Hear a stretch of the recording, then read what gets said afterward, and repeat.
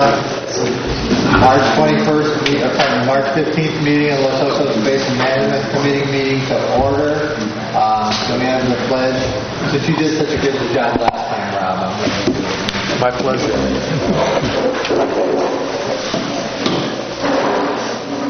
Okay. I pledge allegiance to the flag of the United States of America and to the republic for which it stands, one nation, under God, indivisible, with liberty and justice for all.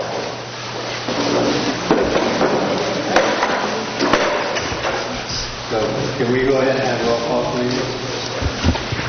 Thank you, Mr. Chair. Director Garfinkel. Yes. Director Zimmer. Yes. Director Gibson. I'm here. Chairperson Ohilsky. Present. Okay, we'll go run through board member comments. You guys finally it came on. You guys threw me a loop. You changed your locations there. So we'll start with Bill. I have no comments for at this time. Any? Yeah, I have no comments. They're going to be in the executive. I just have a brief comment. My wife had knee replacement surgery, so she's still in the hospital. So if I have to take a call, I may step out, in which case you'll have to take over. So okay, sounds good. Just give a heads up on that. I don't think she's in the transitional facility now, but in case, just a heads up for that. Okay, so that brings us to the consent agenda. Anybody want to pull any of these items? You do? I do. Oh, okay. I'm sorry to be so surprised. Yes. Do you not want me to? So if we could pull B out and look at the invoice from the State Water Resources Control Board. Okay. And just had a question regarding that invoice of... well, if it's just a question, we don't need to pull it. You can ask a question, as long as it's not a substantive discussion. So if you have a question, see if Rob can answer that, and then we can decide whether we need to pull it or not. Okay. So regarding that invoice, wasn't sure what that charge was for. It looked like it came from the county, and is this a one-time charge or going to be a reoccurring cost? If you could just add a little clarity on that charge. Yes, I'd be happy to do that.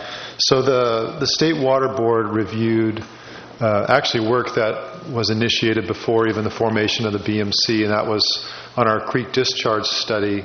We had a series of technical papers, and they required a determination from the Division of Drinking Water as to whether the project would be incidental or disposal recharge, or would it be characterized as a groundwater recharge project. And so they assign a staff member, and if you've gone through DDW reviews before, they do bill their time for those reviews. And this is an invoice that included, they lumped several Los Osos activities into one invoice. Part of it related to a review of the treatment plant tertiary processes, which the county paid directly, which is mentioned really briefly in the staff note. The remainder of it was specific to the creek discharge study that this group had funded.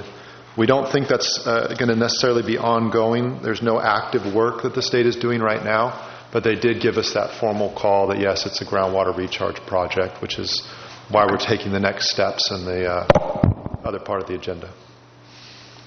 So does that answer your question, or you want to pull it for discussion? No, that answers my question. I just wasn't sure the timing of when that originated, but okay. All right. Any other questions? Okay, we'll open the consent up to public comments.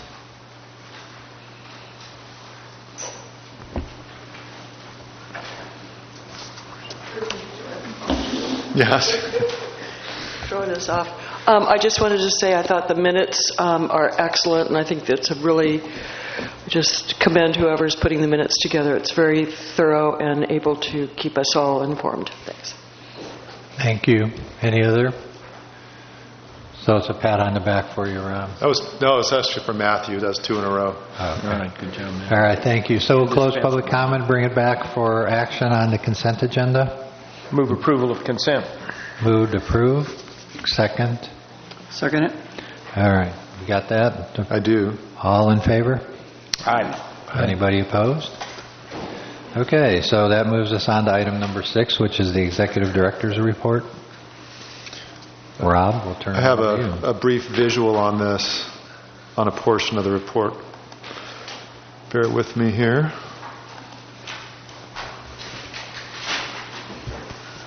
It's a nice visual. Oh, actually, it's the county's visual.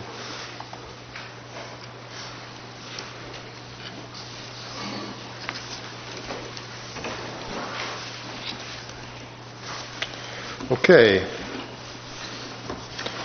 So just to update the committee on issues of financing, that we are continuing on our path that we mentioned last time, and that's to advance our capital projects to a point of being shovel-ready and funded to the extent that we can.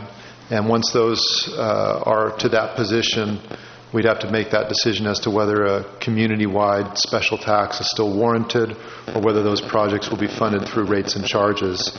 I know the district, from its perspective, is having an ongoing discussion of capital projects and its ability to fund part of Program C, and we'll talk a little bit more about that under Agenda Item 7A. But at this point, we're not putting any staff time to the special tax, although there is a budget line item.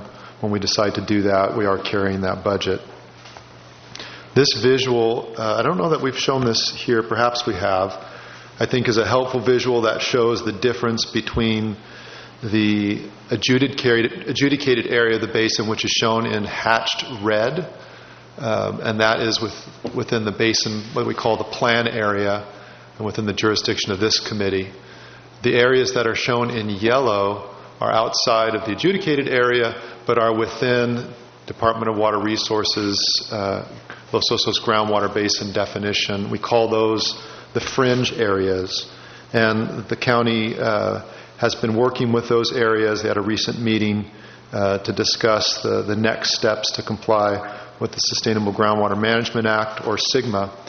And the county is moving forward to formalize their position as a groundwater sustainability agency, and then ultimately to produce a sustainability plan there for those fringe areas, which generally pump from a shallow alluvium.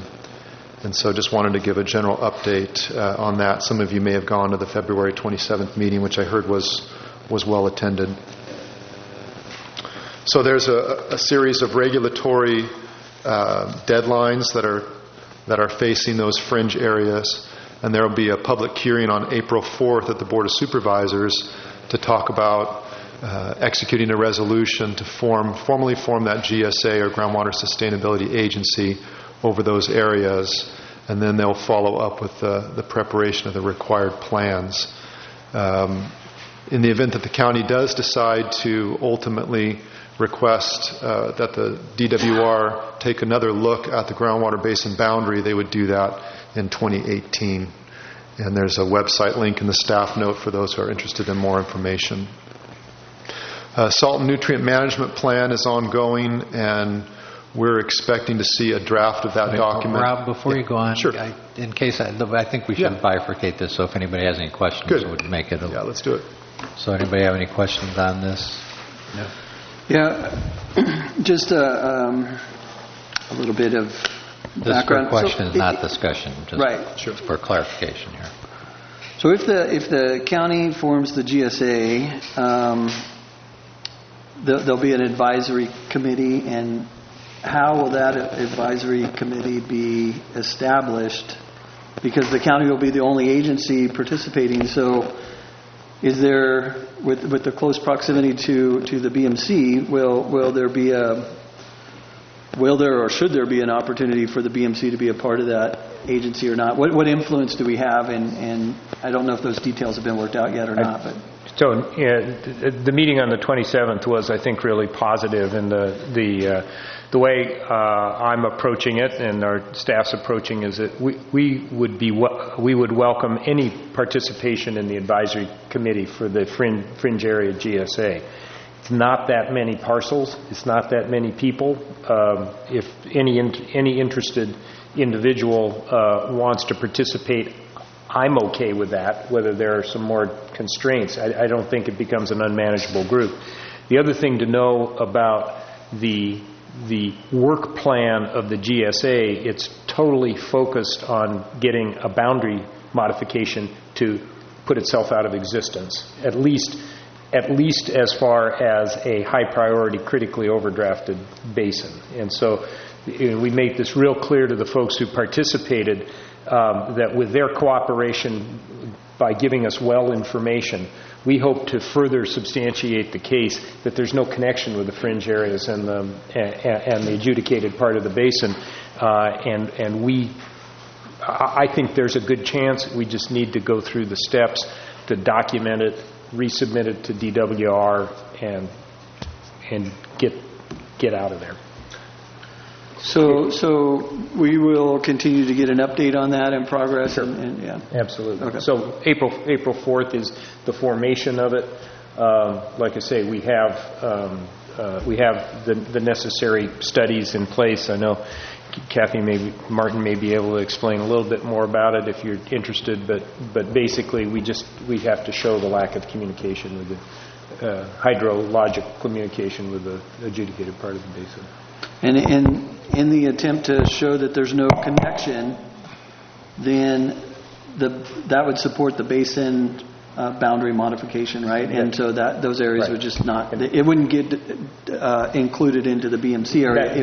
That's our fervent hope, and whether DWR decides they have to declare some other basin to take account of that area, maybe not.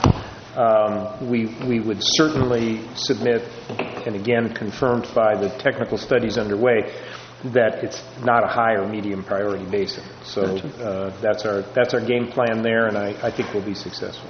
Okay, thank you. Bill, did you have a question? No, the last statement by Bruce answered my question. Okay. Thank you. So now we can move on to the salt and nutrient. Oh, thank you. I'll stop at each one. Yeah, thank you. Salt and nutrient management plan update. The county is currently preparing a document, and they think it will be released in the April timeframe.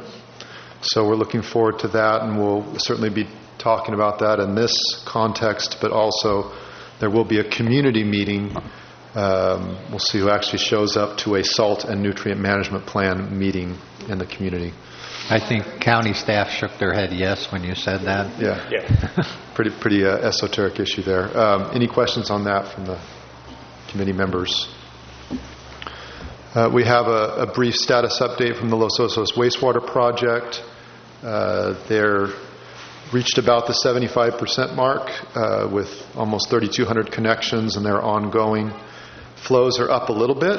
We're seeing a weekend peak now at 420, so coming up slowly. So we'll see if the 500,000 a day peak ever gets there. They are continuing to use the Broderson percolation site, and there was a few questions at our last meeting that we picked up on the minutes about what was happening with the down gradient monitoring wells. And so the county released their December report, and we looked at the water levels in those wells, and you really can't see any mound yet. I know from previous discussions with the groundwater hydrologist, it was thought that it'd be probably 12 months before we begin to see development of a mound. So as those periodic groundwater reports are available, if we start to see information that's of interest to the committee, I'll bring those forward. But right now, those wells are at historical levels. I had a quick. Yeah. So, are they monitoring monthly, bi-monthly, quarterly? What's the monitoring time? I think that's quarterly monitoring, semi-annual. Okay. Thank you. So that's timely with what we're doing on ours too. So. Right. Great. A few notes on a potential new piece of legislation that's been introduced in the California Senate, SB 252. And this is similar to other bills that have been introduced, but we thought this would be of particular interest to this committee, where the bill is requiring new wells to go through a process of notification and meet certain requirements if they're within a critically overdrafted basin. And so this is still in committee. It's not on the books yet as law, but it's something that we're going to be tracking because it could have implications for Los Osos. I know when there's a discretionary permit here within the basin, the county is requiring information, but this would actually put it as a California statewide law for critically overdrafted basins. And that completes my report. I'd be happy to answer any other questions. Any other? If I could go back to the zone of benefit analysis and some of the funding, what we were talking about, I know we've been mentioning some of the remaining two Program C wells, but at this time we're not pursuing any funded administrative or capital cost. Is there some activity that we could be doing for the zone of benefit analysis to help prepare for 218 and things of that nature? I think what we should really be doing is looking at how are we going to secure this funding long term and see what options are viable and not, and how that impacts us. So just that statement of nothing's being pursued at this time, I think we should be moving forward on that. Yeah, I actually really appreciate you bringing that up for clarification. So current perspective, and we could certainly modify this, is that we had the technical report that the consultant did on the types of funding that would apply and how those would be secured if we did a special tax. And there was a few options. They came forward and gave a presentation focusing both on the administrative costs and then on capital costs. On the administrative costs, it was thought at the time that if you just went out for admin, you'd probably you'd risk an unsuccessful vote. Those have been difficult to get in other areas. And with respect to capital, we did apply for Prop 1 dollars, and then having those projects in a state where they're shovel ready or close to it is very important to be either competitive for any grant program, and or even if you're going to do, say, a special benefit type assessment, you really have to have a defined project. And so figuring out our final well sites for Program C, something that the district has undertaken as part of their budget process. So they're looking at a number of sites and actively pursuing those. Once those are nailed down and we know here's where we'd like to drill, here's where the pipelines are, and here's the coastal development permit progressing, that makes us a lot more competitive and more clear as to where our funding path is. But the funding at this point is not delaying progress on those projects. They're moving forward as fast as they can with respect to site selection and that sort of thing.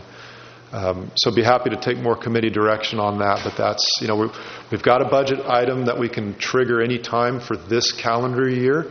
If we feel like now is the time to look at a community-wide measure of some kind, it just seems perhaps a little bit early to do that, and that's current perspective.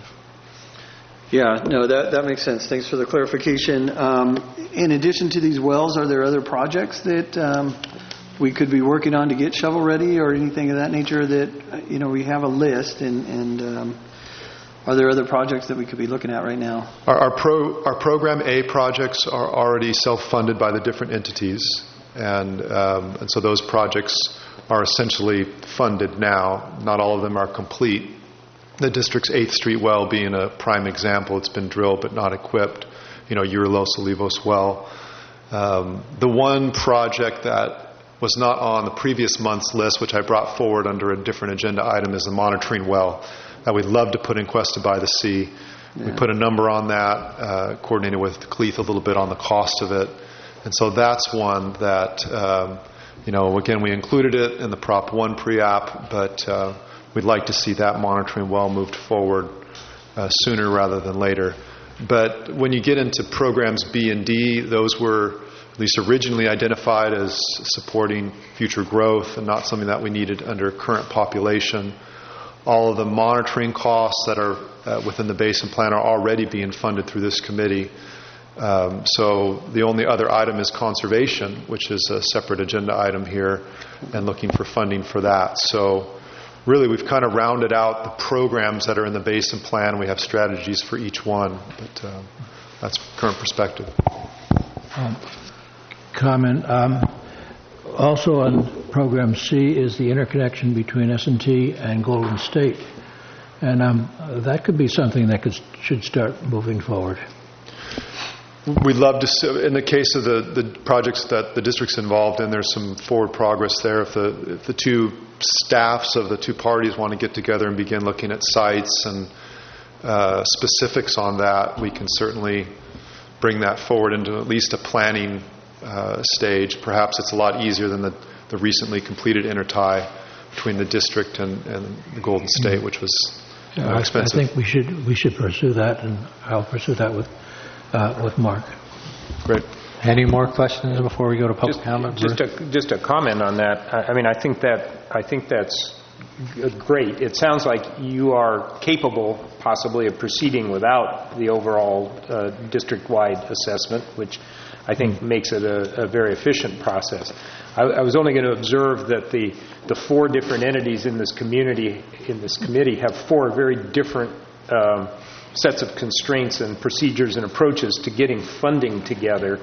And I tend to think that I agree with Rob that it's a little early to really start thinking about the zone of benefit assessment, but it may not be far off.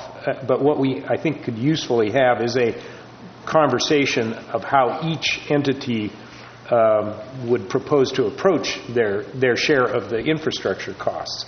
You know, we have the ongoing conversation as to how the basic operational costs of this committee are taken care of, and I think there's a little more work to do there that I'd like to see concluded here pretty quickly.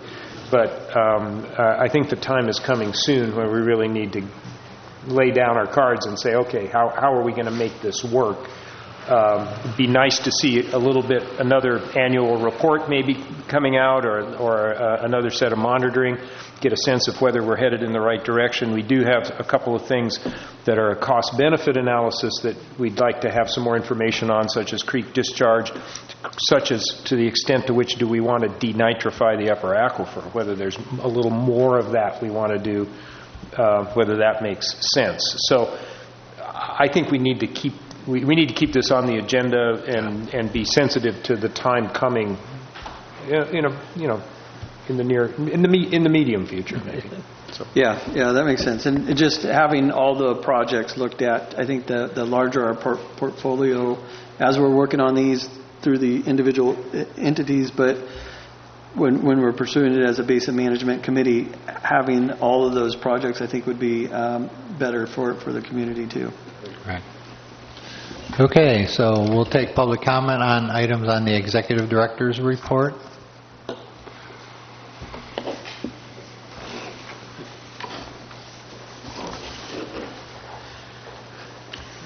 Lindy Owen, I wanted to ask if we could get a little bit more information about where the denitrification for the upper aquifer is, because that seems to be one of the sources of water that we really should be using to stop drawing from the lower basin. And so the sooner those get underway and the blending, I would like to know what percentage of advancement we see that's taking off the pressure on the lower aquifer draw. I wonder also about the effluent disposal. Is it going to go to the schools pretty soon? We're beginning to see the drought sneak back into our lives as the hills are going from green back to brown, unfortunately. And I think it's going to be a hot summer. I know we're going to have fog on the coast, but it's still going to be, we'll be back into that state. And I think that's about it.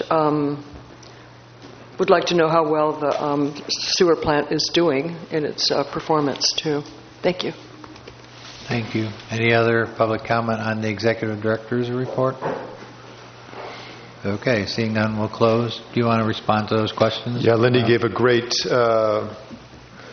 teaser to the next agenda item. We'll talk about that denitrification system. I do think that's important. I do understand that the treatment plant is meeting their obligations in terms of quality, including hitting their nitrogen numbers. And so unless the county has more information, we talked about that a few weeks back, and it looked like it was hitting the numbers. So pleased to report that. Question. Does the county now have the go-ahead on delivering the recycled water to the sites that we have planned? Oh, thank you for clarifying that. No, they're still working on both the retrofit packages with the schools, which are required to separate the utilities, of course, and then also the final agreements. They're all being actively worked on. I have a hope that will be very soon, sooner rather than later, and that we'd be able to get that done short term. But the water quality issue is now behind us. There's no problem with the water quality for delivering it? Division of Drinking Water has already certified the tertiary status of that water. So, yeah. Okay. Time to move on to the next item. The next agenda items are the action items. So the first one is 7A, the update on the status of the Basin Plan infrastructure projects. I know you talked a little bit about that, but you can get into more detail now, Rob. Yeah, we had a little bit of overlap. I'm going to go ahead and, even though this is not a PowerPoint, just let me pull this up here so folks have it.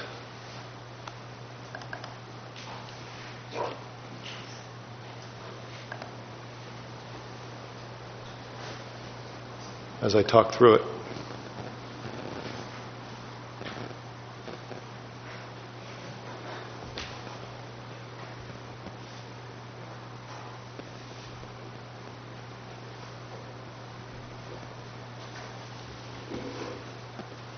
Okay.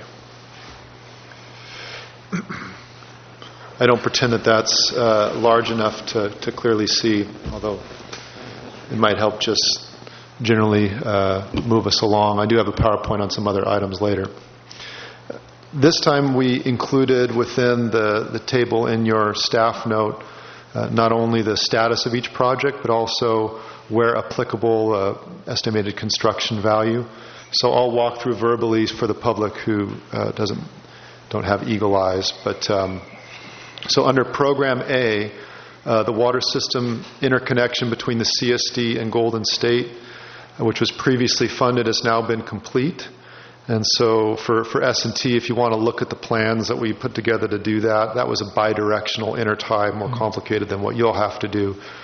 But that has been built, and we no longer have to worry about that old vault lid falling in. So we now have the ability to more efficiently move water between those two systems. That's been a long time coming. The district's upper aquifer well was drilled and cased in December. We talked about this last time.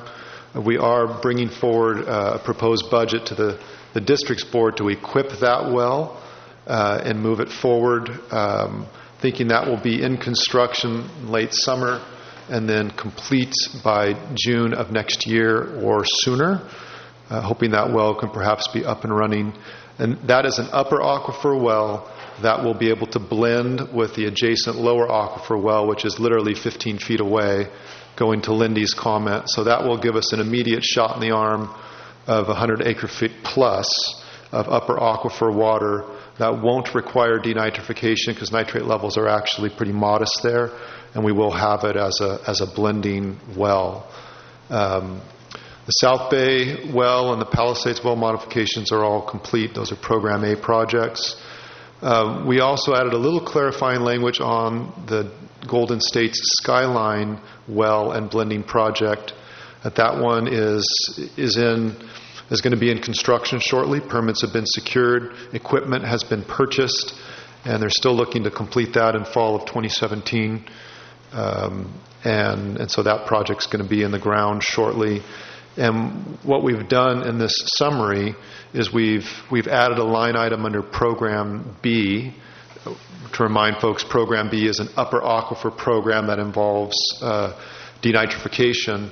And really what Golden State has done, now that they need that denitrifying system, is they've really completed or are about to complete a first phase of that Program B project, because that unit can be expanded. to do additional water if necessary, even though it's meant just to be matched to the Skyline well at this point. When other sources come online at that location, that equipment can be expanded readily. So really we've already gained some ground under Program B. Program C, we have two line items there. One is the Los Olivos well that was recently drilled and cased. It's been tested, although they have permanent utilities and power, and they need to complete their equipping phase to bring that well fully online. Expansion well numbers 2 and 3, those are the project that the district is pursuing for well siting. And I thought it would be worth mentioning that a possible first phase, if we had the dollars, we'd probably be doing it now, is to run a portion of the water mains required to service those future wells, because it will also allow some of the district's existing assets on the east side to pump into its main pumping zone, so we'd get more production out of our South Bay upper and lower wells. Sorry to be a little technical there. I was going, you lost me on that Yeah. one. Could you maybe clarify that one? Sure. The district has 2 wells that are at the corner of Nipomo and South Bay Boulevard called our South Bay upper and lower wells. Those wells currently discharge their water into what we call the boosted zone. It's a limited area of the community that's generally on the north and east side that has a higher pressure than the rest of the community. But because they're boosting into that zone, they have less opportunity to service the rest of the customers that the district has. And so under Program C, there's a pipeline that's going to be running right by those wells. We could hook up to that pipeline immediately as a first phase, and those could then service the entire district service area. And the dollars are there within Program C to do that. And if those dollars were available now, we'd put that project in the ground. Yeah, thank you for clarifying. Thanks for asking. And so really the status is we need to find competent well sites. We have a couple that are in play, and then get those permitted to advance Program C and its associated water mains. And then I've added under Program M as in monitoring, because the basin plan calls it that, a new Zone D&E lower aquifer monitoring well in the Cuesta by the Sea region. And we've put a budget of $100,000 on that. It's possible that it could be done a little cheaper than that, but we think that's a good and competent budget for that monitoring well that in 2004 we attempted to drill, but it was a collapsed well with DWR funding. We couldn't complete it. So that remains a gap in our understanding of what's happening in the basin, and a gap that we'd like to close. And I'd be happy to answer any questions on the status of the basin infrastructure projects. Just a couple. Back in Program A, on the 8th Street well, wells drilled and cased. What's the schedule of 15 months to get it equipped? That seems like a long time to get a pump and a pipe. It is. If we were a farmer, we'd have it done next week. I was going to say, that would call Miller Drilling. Or. Indeed, we often do that. It will be a project. There'll be a blending pipeline, mixing facilities, the power and all those components. So there's design. It's funded, but there's some design that needs to be done. We have an RFP that's coming out for design of those facilities, and then we'll award that to a consultant, get it designed. The construction duration on that, with lead time on the pump and everything, Golden State can second me on this. It's slower than what you might think, and I've probably been overly generous on time to get that done by June of 2018. I think in reality it can probably be early 2018. But that's, to give us a little bit of room. And again, on any of these, do we have a sense of how big a change this makes in the overall basin health? This $250,000, if we cut that time in half, we'd be getting basin effects. We'd be affecting our metrics. Is there a sense that this is a high priority in terms of affecting metrics, or a medium or low priority? What's its overall likely effect on the metrics? It's high. It's high. It gives us another 100 acre-feet of upper aquifer water from day one. So my encouragement would be to slice that, and I used to be a farmer, so I can fit pipe if you need any help. Yes, I think that's good advice. Okay. The other one was, again, on community nitrate removal. You indicated that we're in an analysis phase right now of it's essentially cost benefit. You spoke about it being possibly expanded, and I wonder where we are in understanding the cost benefit. It's a expensive technology with the challenge of removing brine, but on the other hand, it has triple bottom line benefits in terms of cleaning up that aquifer and providing more supply and reducing seawater intrusion. Is there a time horizon on when we might know at least how to consider expanding denitrification? Yeah, I think it's a good discussion item here. We know those cost factors pretty well, having experienced them at the district level, and I know Golden State's looking at this also. It's about $800 to $1,000 an acre foot to produce that water. Which is not the worst cost. It's not. It really isn't. And there's some chlorides that come out of it on the backside too, but it's more expensive than drilling east side lower aquifer wells from an ongoing cost perspective. And so that's why in the basin plan we contemplated programs A and C to avoid that cost. But as if those programs continue to get stretched out, I think looking at other westerly sources of upper aquifer water that already exist in some of the wells that are in the golf course area is something that can be looked at. Some of those pipelines are in place. The expandability of the equipment is pretty well known. So I think there is interest there, and Golden State can speak to this also. But as they get their hands on that technology, become familiar with it, watch it succeed, I think we can start looking at that expansion. I'd look forward to that discussion about where dollars are best invested. Yeah, and I think just to kind of add to what Rob discussed is that we did Golden State positioned itself as far as a transmission line.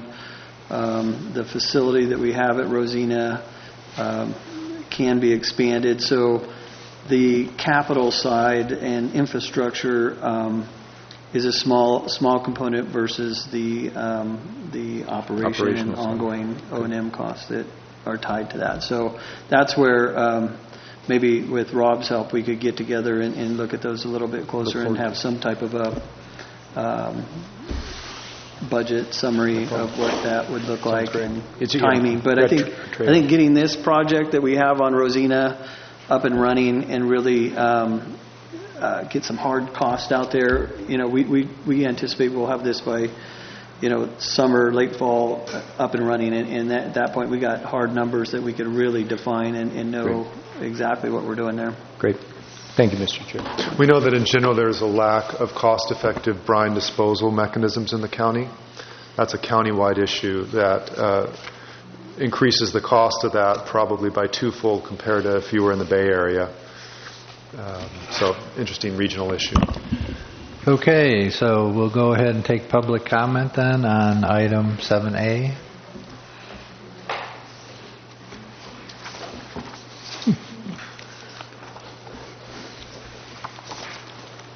It's kind of lonely up here. Lindio, and I wanted to question again, when we have these two sources of water, the clean upper aquifer water that hasn't gotten nitrification into it, or nitrified water, the nitrification polluted water. But we didn't talk about endocrine disruptors, and I think it's something to bring up because the signal of nitrates in the water generally means that you also have a lot of endocrine disruptors from waste, and those will never be removed from our water. So when we talk about blending those, I would like to sort of say that I prefer to have clean upper aquifer water blended in than to have denitrified water because of those endocrine disruptors. And I know dilution is a solution, but it's not a good answer to long-term management of our basin. So it's something I just wanted you to think about. And then also, I recall the numbers of nitrates out by the golf course are the highest of almost any spot, and it's because Cabrillo comes down there, the horse farms are there, and then the fertilizers that get put on the golf course, they add up to the highest nitrate readings. So again, I just wanted to throw that out. Thank you. Any other public comment? Oh, Richard.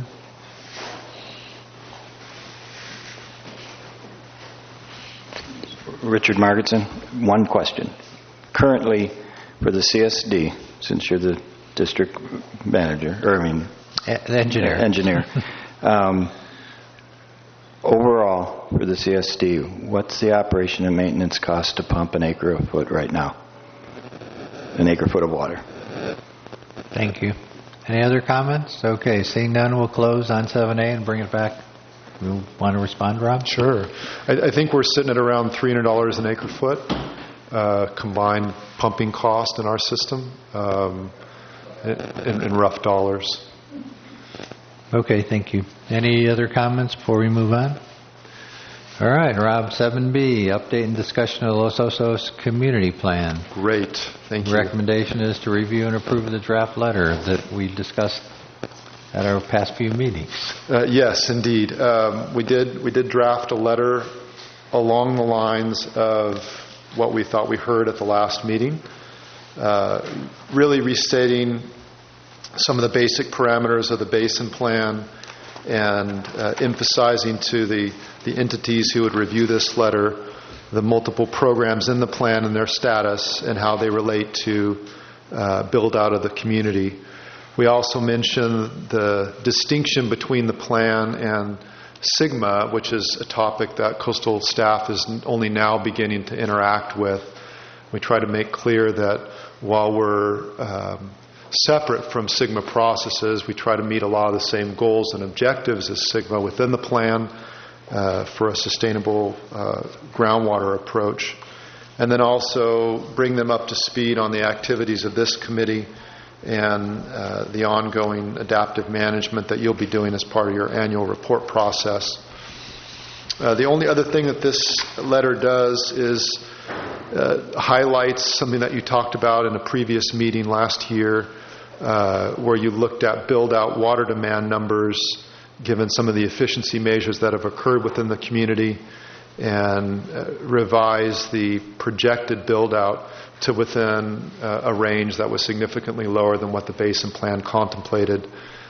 We wanted them to be aware of that as they do their future planning, and then provided an update similar to what you just heard on the various infrastructure programs, giving the Commission the ability to gauge our progress on the objectives in the plan. We think we heard that we didn't include a lot of triggers and metrics in this. We pointed out the metrics in the plan, but really tried to stick to the basin plan itself as we authored this letter. And a couple of ways that we can walk through this. Of course, you can just make specific comments. If you have editorial comments that you want or your staff to look at a Word version of this, we could send that out, and your various staffs can work on a red line that we could then attempt to conform, as opposed to trying to reauthor it in a group context, which can be a little challenging, though interesting. And so perhaps some general comments and input, and then if you want to wordsmith, we can maybe do that at the staff level and bring it back for approval at a subsequent meeting. Okay, thank you. Do we have any questions? I have a question, but before we go to public comment on substantive matters. So I know we talked about this, like I said, the past few meetings, but I know the direction that we ultimately took was to leave it more general and not discuss the triggers, et cetera. And I think this was on Supervisor Gibson's request. So I just wanted to ask you, is this in accordance with what you thought we should submit, or this is a broad-based question at this point? Yes, very, very much so. And I don't know, Carrie, Brown, I think, has had a look at it, and I think finds it about the right level of detail and the right breadth of coverage.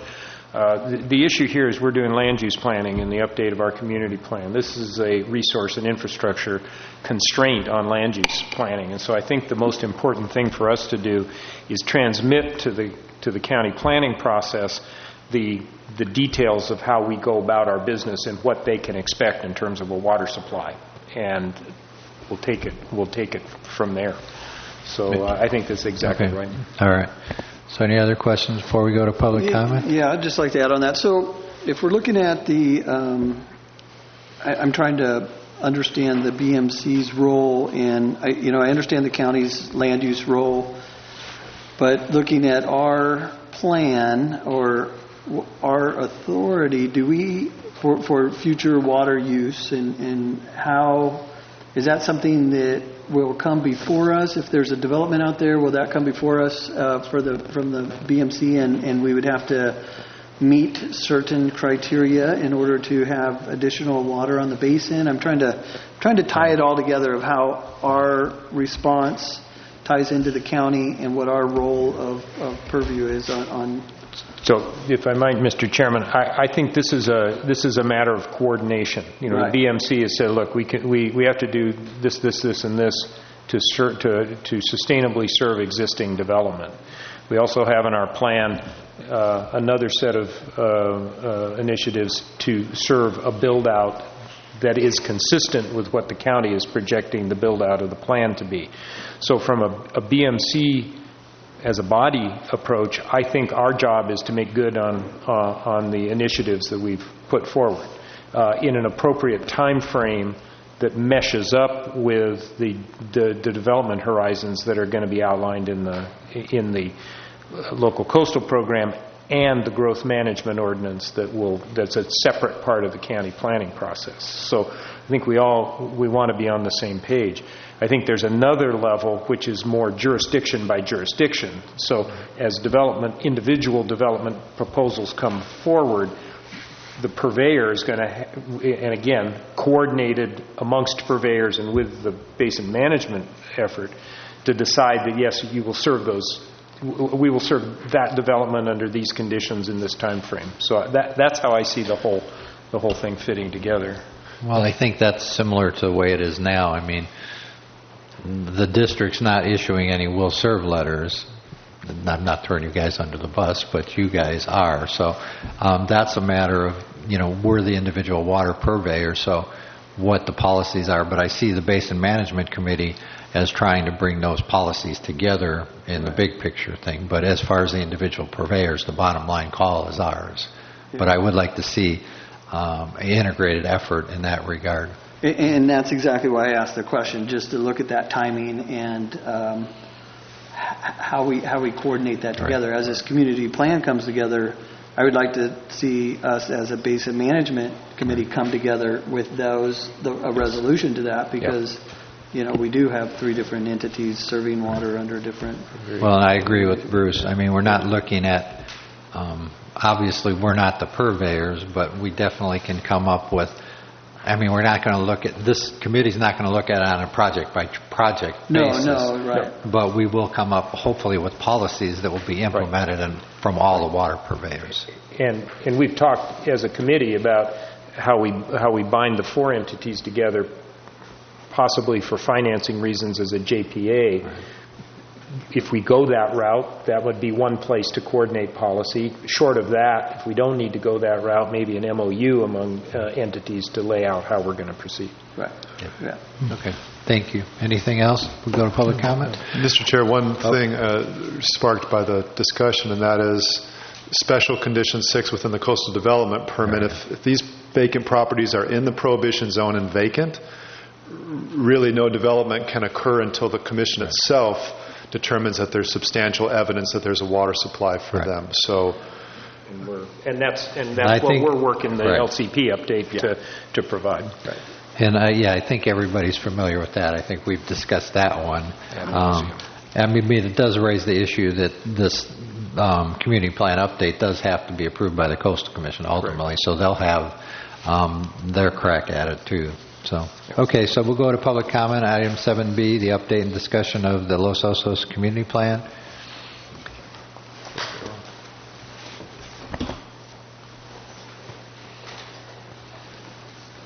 Lindy Owen. I just don't understand how the county can allow growth and use of water basins, depending on who buys the property. Would it not be intelligent for the basin management group to look into buying some property and competing with individual wealthy home builders that come our way? Again, we're kind of like living in these two different zones. If you're in the PZ, you don't get to do anything. Unless you have friends at the county. But if you're outside of the prohibition zone, you can build, you can pollute, you can do anything you want. There's no septic management program that was supposed to be in place. We just have this it's such an unfair playing field for people that live inside the prohibition zone who have been burdened with the cost of the sewer. We have our own water things. If you're outside, you get a solar panel, put in your well, and you can suck the basin dry.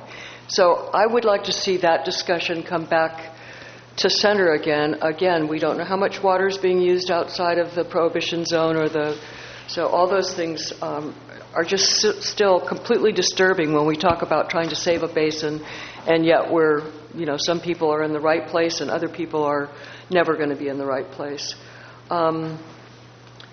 And then as far as the will serve letters, I would really like to see everybody come to terms with how we're releasing them. It isn't quite fair, again, that one water company won't issue and another will. So they're all properties within the basin. And later I will ask about the water credits and how that's working for people that are able to collect those and use them for new growth. Thank you.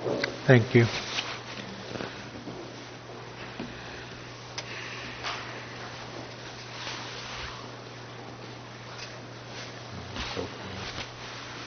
My name's Steve Best.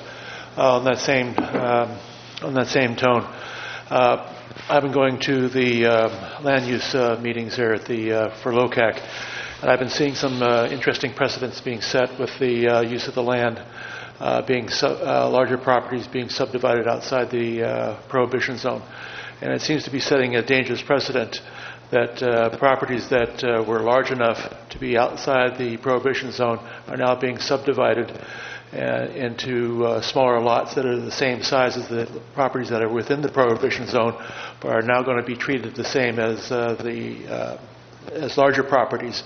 But now they're going to be the same size as the properties that are the same size as the properties that are no longer going to be allowed to expand and have building rights. So I think there needs to be a halt and a proper plan put in place that is comprehensive and covers everybody equally, so that there is not this abuse to large properties that can take advantage of the situation when the prohibition is lifted. Thank you. Any other public comment? Okay, seeing none, we'll close public comment. I don't think there was any substantive questions unless you did. Good comments, Mr. Chair. Yep.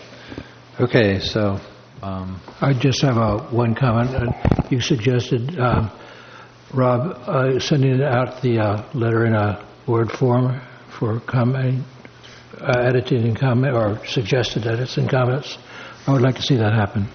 Yeah, I was going to say, if you have wordsmithing you'd like to do, we can do that, or if for some reason you're ready to approve this version, we can do that too. Well, I know I don't want to put Carrie on the spot, but since she's here, I will. What's the timing for this again? I know that it slipped, but could you just give us the timing again, please? Our draft environmental impact report will be out this summer, and so we would like to have this feedback before then. Okay. So if we brought this back to our next meeting, that would be time enough for you? Yeah, that would be fine. Okay. If I might, Mr. Chairman, I'll just offer, I think it's ready to go right now, but we certainly respect other agencies' wishes to ponder it. I think the only change that I would make was in the statement of the efforts of the Basin Management Plan on halting seawater intrusion. Our plan is halt and reverse, which might be combined as the word remediate. So I think the sense that it's beyond freezing things in the status quo, it would be the only change that I'd make, and I'm comfortable with where it is right now. So what do you guys want to do? You want to bring it back, or you want to go with it this way? I'd like to bring it back if you don't, Okay. if you don't mind. Sure. Okay. That's fine. I'll send it out in Word. Okay, thanks. All right. So that was the discussion and the input. Direction back to staff. So that brings us up, Rob, to 7C, which is the review and discussion of the hydrogeologic studies on the climate change and the fall 2016 monitoring data. Thank you, Mr. Chair. Again, we'll start this off with patting Bill on the back for his report, his PowerPoint again. I know that's your first sentence in the staff report, so.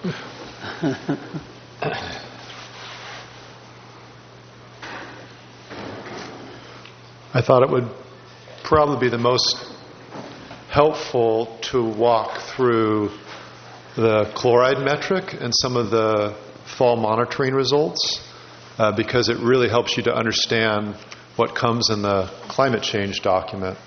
So we'll take this in that order if we could.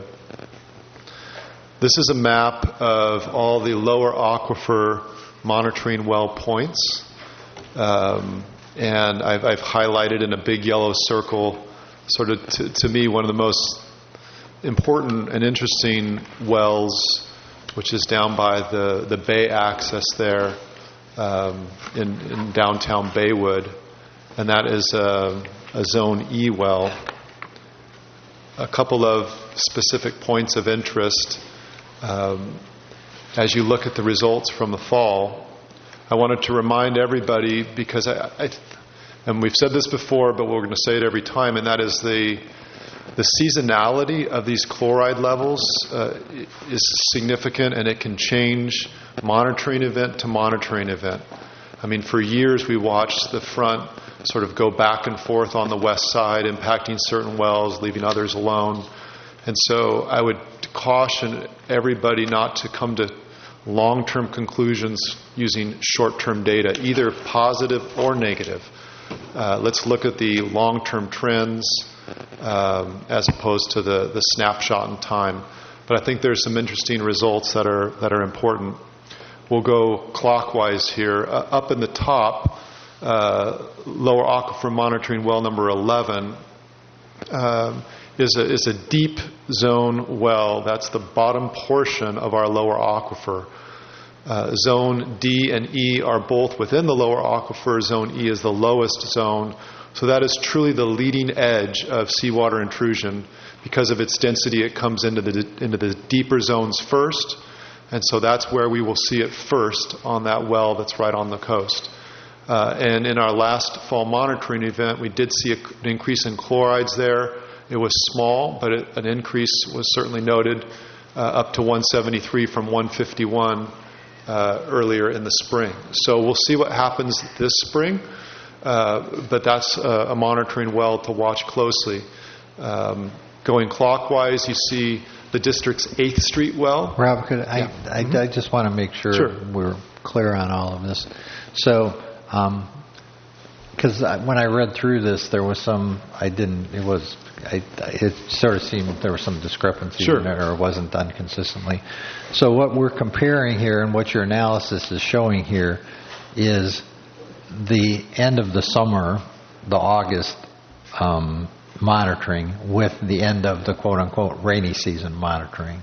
I think in the future it would be helpful. I know what you said about long-term trends, but I think it would be helpful to include the year ago, so at the same time of the year, monitoring comparison, as well as the most recent monitoring comparison. Because I appreciate the long-term trends, but we're kind of comparing apples and oranges because we're comparing at the end of the rainy season, or pardon me, at the end of the dry season with at the end of the rainy season. So that may be a little bit misleading. And when I went through the report, I saw some places that was in there and some places, and I'm not. So I think just because what you're saying there is the first one, it went from 173 to 151 compared to April, but I would like to know what did it do from a year ago from that same monitoring program. Good. So But isn't that in the table that we it is, provided? but it's not. I'm just saying people are going to look at this and not. I think we need to be consistent, is what I'm saying. Yeah, and maybe perhaps since we only have 4 points to talk about, I'll give some of that background context. For that monitoring well, LA 11, chlorides have ranged from a 2005 value of 77 with really a steady upward trend to 173. So that's about a 10, 11-year trend in that well, increasing from 77 to the 173. Yeah, I think that's helpful for people that may be watching this or whatever, because if you're not looking at the whole staff report, you might miss out on that. Okay. Yeah, agreed. Yeah, this table is helpful for folks who want to dig into greater detail. The next one, looking clockwise, is the district's 8th Street well, and that one remains low. Historically, we've seen values that range from a high of 101 to a low of 73 over the last 10 to 12 years, and we're sitting right now at 93, which is similar to previous results. Golden State's Resina well, a Zone D well, is a very important well for this metric because it has a double weight within the metric. They actually put this value in twice in terms of computing the average. And we know that well sits right on the leading edge of the Zone D front. And that value over the last 12 years has ranged from a low of 150 all the way up to the current value, which is the highest reading we've seen, of 389. So it's been above 300 since about 2014 and continues to rise. And when that one goes up, the metric quickly rises, because what we want to see is when seawater intrusion is ultimately remediated, we want to see those metrics respond to our actions. And that's why we have things like double counting the Resina well, looking at Zone E wells that are very sensitive to seawater intrusion, because if we're going to make a positive impact on the front, we want to see that chloride metric respond. Not that there aren't other ways to do it, but that was the thinking. If you look at the lower left side of the screen, LA8 remains at historic lows. And that's a very interesting well, because you think, well, it's so far to the west, but it's not sitting in the deep part of the aquifer. So even though it's lower aquifer, it's sitting on the edge. And so it's truly a wedge of seawater intrusion that's coming in. What are the limits of that wedge? We'd certainly like to get that Cuesta by the Sea monitoring well done so we can see, does it stretch to the north or does it not? We can't make that determination with the data that we currently have.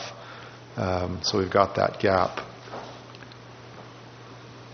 Any questions on that before I move on to a little bit of the climate change information? No questions, but it would be very helpful. In the past, we've been superimposing on these maps a line to kind of show the wedge from year to year, and I think that would be very helpful to be showing the difference where that wedge is as a whole front rather than just points. Right. We will do that every year at the time of the annual report. Cleef is under contract to do that, at one event each year. So you will see that here in the coming months when we present the annual report data for 2016. Yeah. And my observation on that, Bill, has been that line is essentially drawn on 2.5 data points. And that's thus really it's a natural inclination. And I say this as a geophysicist who's back in the day criticized geologists for over-interpreting information, and I don't think Spencer's in the audience, so I can get away with this until he watches it on TV. But I think that reinforces the great importance of the monitoring well Cuesta by the Sea to help constrain how that line should be drawn, because it is a large interpretation. It seems to me also that, and it's maybe stating the obvious, that concentrations are highest in the area of highest pumping. So this is the consequence of a cone of depression, essentially, that's being filled by seawater rather than void space. So it's again argues that that's part of the thought that I have about denitrifying upper aquifer water, and we saw it, I think, the Palisades well information here, which shows low levels because that well was shut down for a considerable amount of time. In the lower zone. In the lower zone. Yeah. It is, I think there's some ways to make some fairly timely progress on reversing this. Thank you.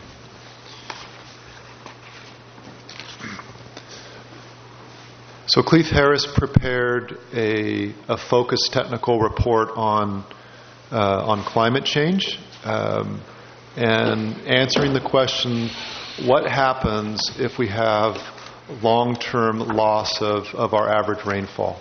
And this started a little bit, Director Garfinkel, with some of your comments and statements last year. The National Estuary Program people offered to help fund this activity, and they ended up contracting directly with Cleith and getting this work done, which we very much appreciate their efforts there, because we didn't have to use any Basin Management Committee resources other than a few hours of my time to produce this report, which is published on the website. I didn't want to overcomplicate. This is a pretty highly technical report, and it would, I think, take a long time to walk through the technical nuances, but I had a couple of things that I thought were critical. I just wanted to flash this table up without going through the specifics, just to note that we looked at each portion of the basin, upper, lower, western, central, eastern, and what would occur under various rainfall scenarios.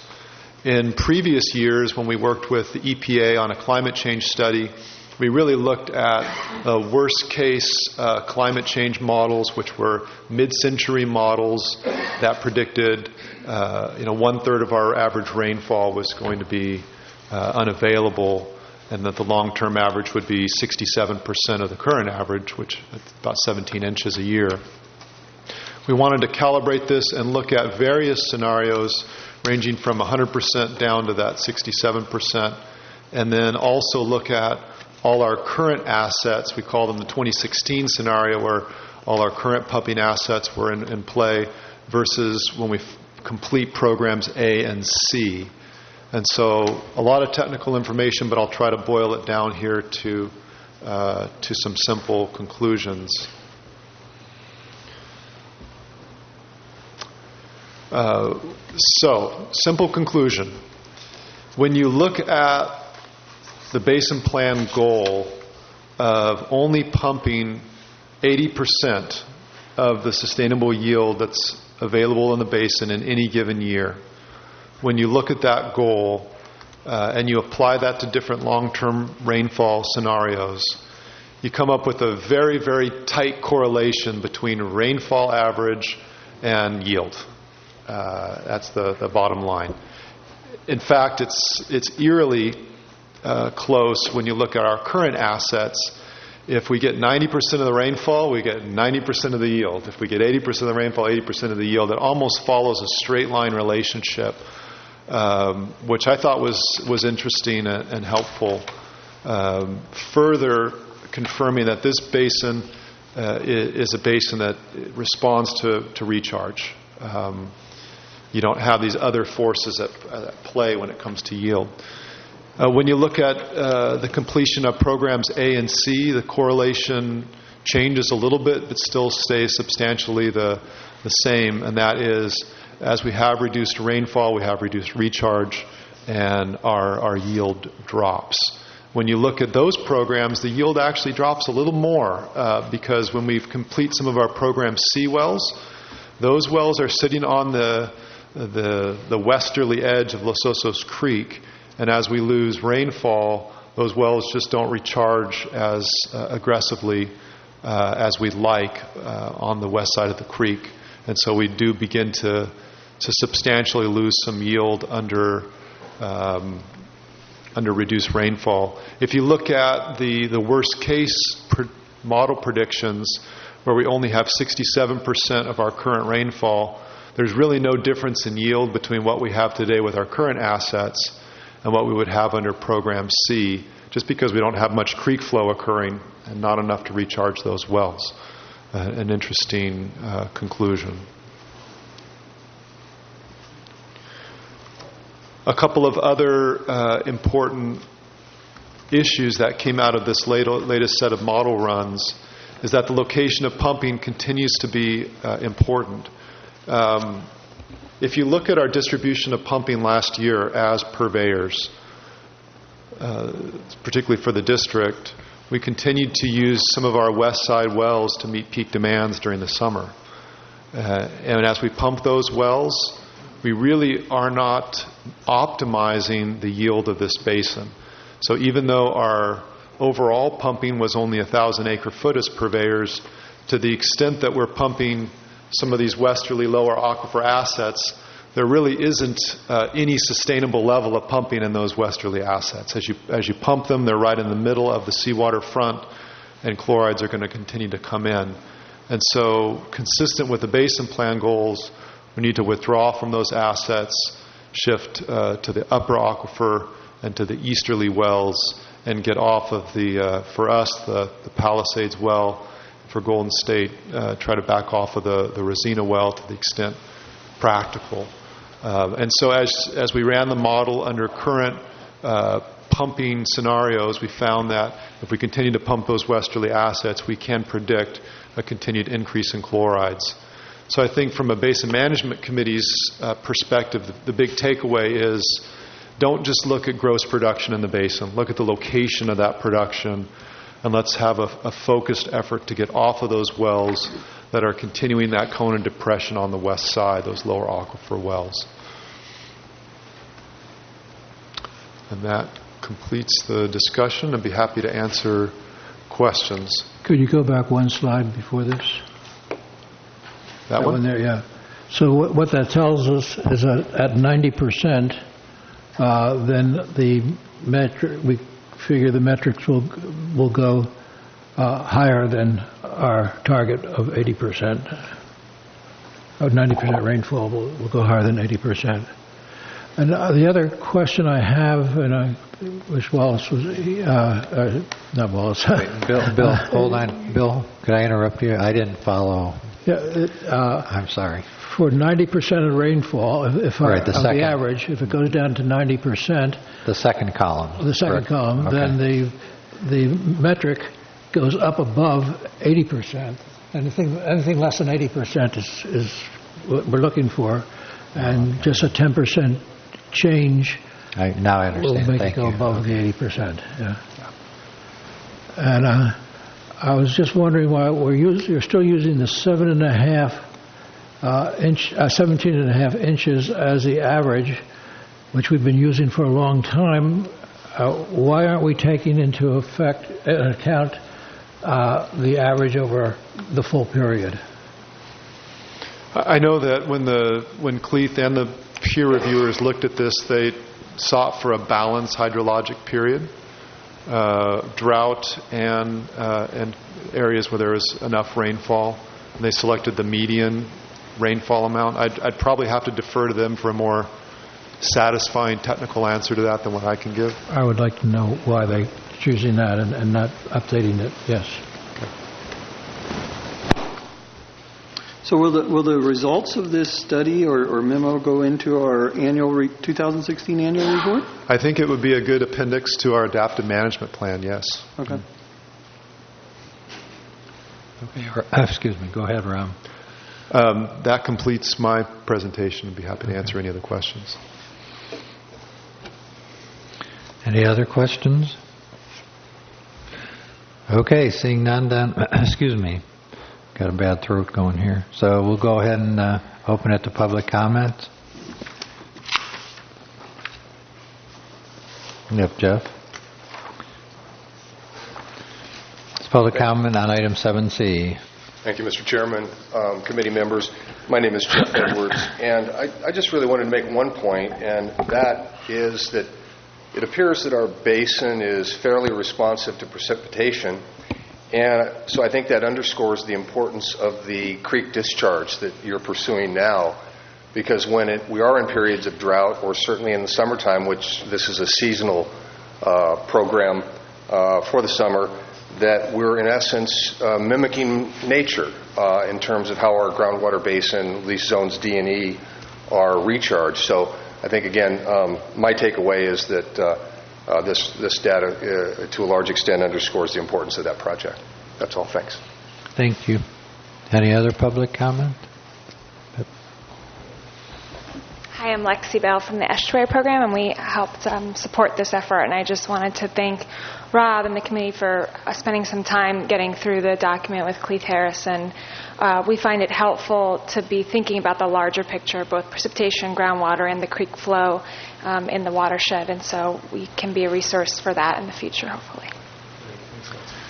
The committee thanks you for the funding, too. Oh, wait, I'm the chair of that committee. And Bruce is on it. So.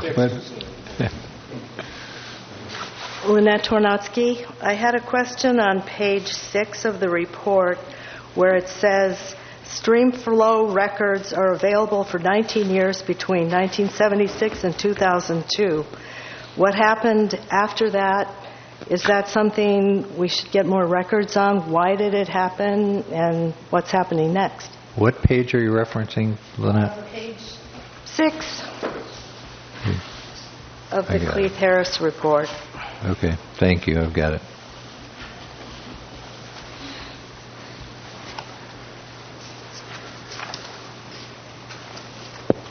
Richard Marson, I may have missed it in the report, but in the last 10 years, how many years have been above 17 and a half, and how many years were below 17 and a half? Thank you. Any other public comment? Okay, seeing none, we'll close it and bring it back. Rob, you want to respond? Bill, I'm going to look to you to answer that last question, because you had the... Do you have it handy? Unfortunately, I don't have it with me. If you don't, I can pull that. I mean, obviously, I'd guess that 3 years it was above and the rest below, but let me see if I can find it here. Actually, I don't think it's really relevant in that the modeling is done over a sufficient period of time to account for drought periods. Yeah, I think it's more just general interest. It's an interesting local piece of data, but not pertinent to the it's in the previous overall it's in the previous staff reports where we had the climate action or Bill's analysis. Right. So if somebody wants to go back and look through there, we can bring it next week, or pardon me, not next week, next meeting. Yeah. So. You know, Lynette's comment was interesting in that I know that that stream gauge still provides some basic level data because I've been watching it this winter. But perhaps the primary device that totalizes the acre feet is no longer published, but let us bring that back.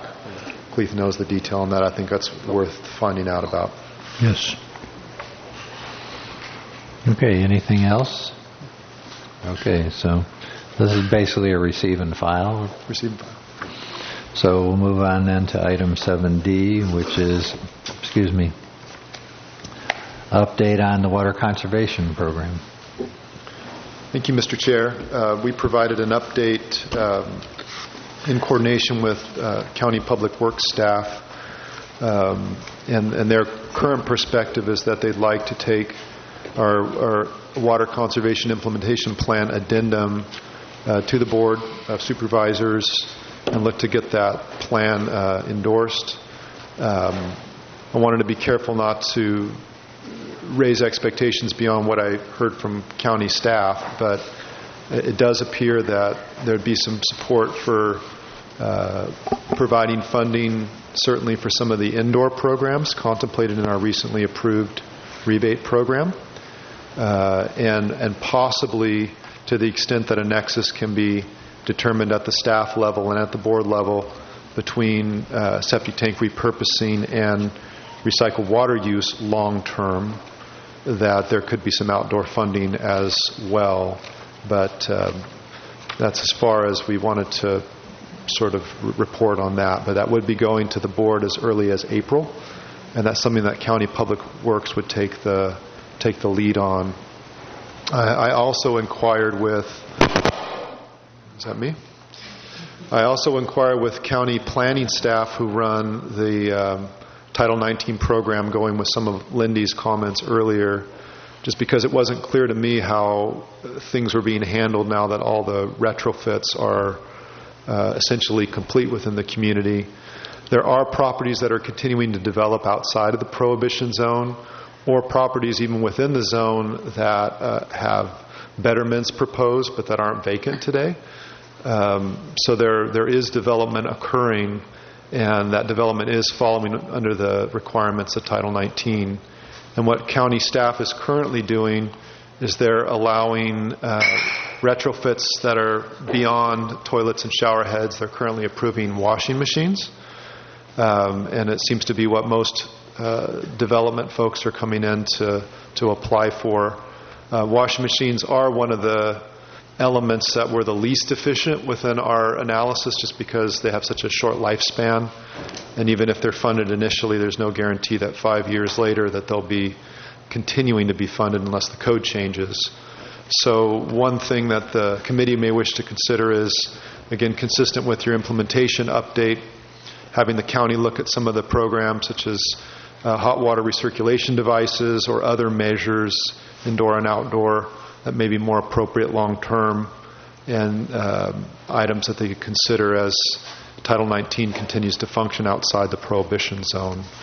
And we did provide a copy of the latest plan to county staff so they could consider that. And that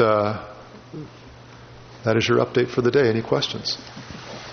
So, I think we'll have questions on this one. Yeah. Does anybody have a question besides me? Or you want to go? Why don't you go first in the meeting? Excuse me, madam. I didn't bring anything to keep my throat liquid here. Could you clarify this addendum that's going to the city, how that whole process works a little bit more?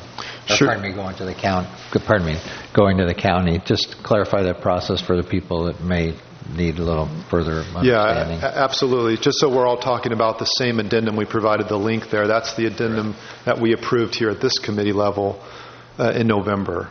And it's our understanding that the county will be considering that at a Board of Supervisors meeting to approve that addendum as an update to their water conservation implementation plan, which was previously approved by the Board of Supervisors. And that it will then be forwarded for an executive director approval at the coastal staff level. So those two steps. But step one would be, again, possibly in April, a board meeting to formally approve that addendum.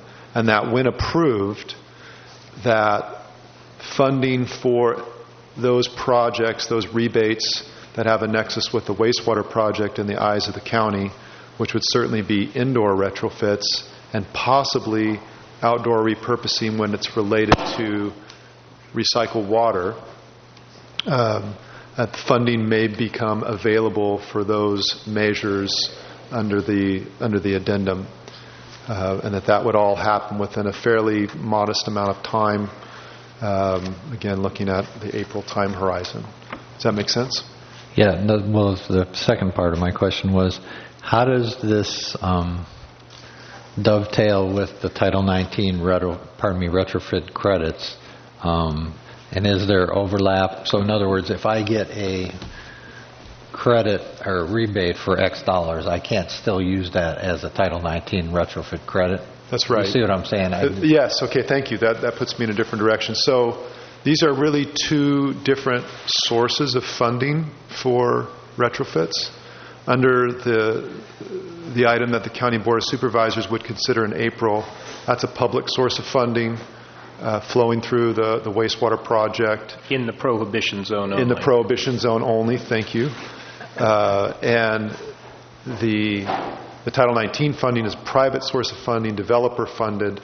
Outside the prohibition zone, because the prohibition zone is fully retrofit at a adequate level. For toilets and shower heads, they are allowing some retrofit within the prohibition zone for washing machines. So that's the distinction, if that's clear. Excuse me, I just wanted to clarify that because there is the overlap between the Title 19 and these retrofit credits, and I want to make sure people were clear that you can't double count this, basically. Right. So that the public funds aren't subsidizing a retrofit credit. Correct. Thank you. Sorry, I had to delve into that. No, I'm glad you did. Any other questions? Okay, we'll bring it to public comment on item 7D.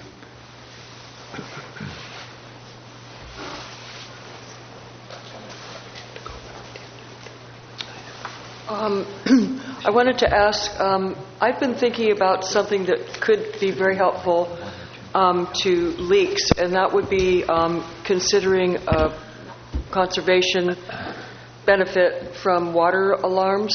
And I don't know much about them, but they go on. If it turned out that all of a sudden your meter showed that you were losing a large amount of water, and I don't know how they work, that it would give you an alert, whether it's an alarm that goes off in the neighborhood. I think that would be something really worthwhile to consider, because we've seen it happen before when people don't know they have a leak. We have 2-month billing, and in 60 days you can lose a lot of water when you don't know that you're losing it. So I would like that to be considered as another option for water conservation. And then I see no advertising going on for any of the water credits or this opportunity to get a washing machine. There probably are people that would be happy to do that. Again, I'm going to still argue that we have over $3 million left that's coming out of my sewer bill, and everybody else in the PZ zone that has not been touched yet for use. And I'm wondering about this Title 19 coming from development versus the other way that we're doing it, which is those in the PZ that are doing the credits. So I'm going to always ask where that $3 million, what it's being used for, instead of the conservation it was supposed to have been used for 6 years ago. Thank you. Thank you, Lindy. Jeff? Excuse me. Thank you, Mr. Chairman, committee members. My name is Jeff Edwards, and I think we'd all agree conservation is important and clearly something contemplated by the Basin Management Plan. I support any kind of retrofit program, any rebate program as funds are available. From my perspective, though, there isn't that much funding available either at the county level or state level or beyond. So the question is, if there isn't very much funding available to perpetuate a rebate program, how is conservation going to occur? And we're either going to get more money, which I think is not very probable. So the only other opportunity is to modify the existing Title 19 program.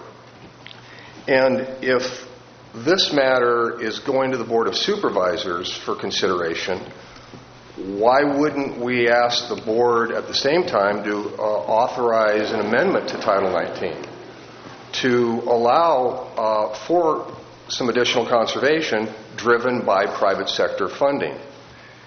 You heard from your executive director that the retrofit opportunities outside of the prohibition zone have been exhausted, and yet there's still a demand for retrofit credits by any number of parties. So we need to do something. Right now it's managed on a case-by-case basis by the planning and building department staff. I think that's an unwise use of their time, because they literally have to deal with every little project on a case-by-case basis. So I would ask your committee to encourage, through the chair, encourage our supervisor to broaden the scope of the board's consideration of this matter in April to include authorizations of amendments to Title 19. Thanks. Thank you. Excuse me. Additional public comment? Okay, seeing none, we'll close and bring it back to the committee for discussion.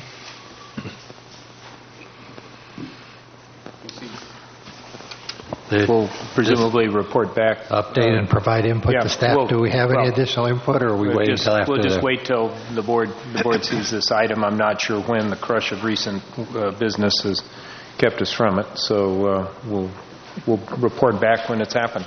We'll put staff on the spot. Do you have any ideas? No. Nobody? Okay. All right. So that will, excuse me, gosh. Excuse me, I know you have to leave, Bruce. 5 minutes, Mr. Chair. I know, we did that. We made you made it last time, too. So, excuse me. So I have public comments for items not on the agenda? Oh. Excuse me.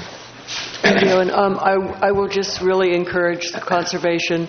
I'm frustrated at seeing green lawns and expansive gardens, etc., outside of the prohibition zone.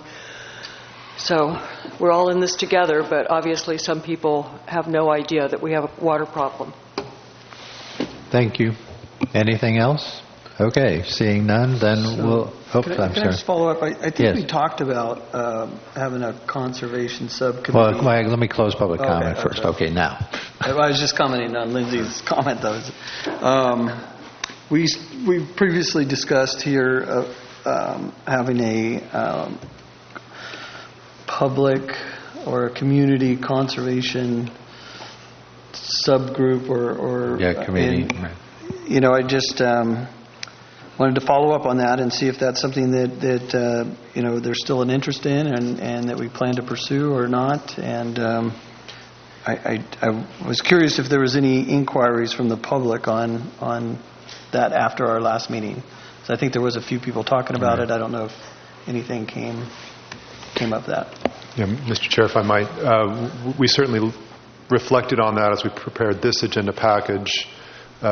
Once some funding is available to actually begin offering rebates, we know there's a list forming of people who are interested in rebates, even though they're not available today. That list is growing. And I'm getting calls, as well as the county is getting calls for interested people. I think there will be a lot of interest in serving on a committee whose function would be getting the word out, having uniform application of those, talking about some of the sticky policy issues. Do you do first come, first serve? Do you split the baby? Outreach. Yeah, so I think that's coming. I think staff thought that perhaps having some certainty as to when that first chunk of funding would be available would be a good first step. Okay. Can I give our legal counsels with a S a task for next meeting then? Oh, yeah, do it. Can we, I don't know what's allowed under our bylaws as far as formation of committees or whatever, so can we have that brought back to us next meeting as to what we can or can't do, or if we have to amend our bylaws to allow for committees? I always like to give the attorney some work here. Just a quick question, Rob. You say you've been getting requests for rebates that we can't... What kind of rebates are they looking for? Are those people looking for? Outdoor septic system repurpose. Oh, so it's just those. Okay. Okay, anything else? All right, then we'll adjourn. Thank you. Perfect timing. Thank you.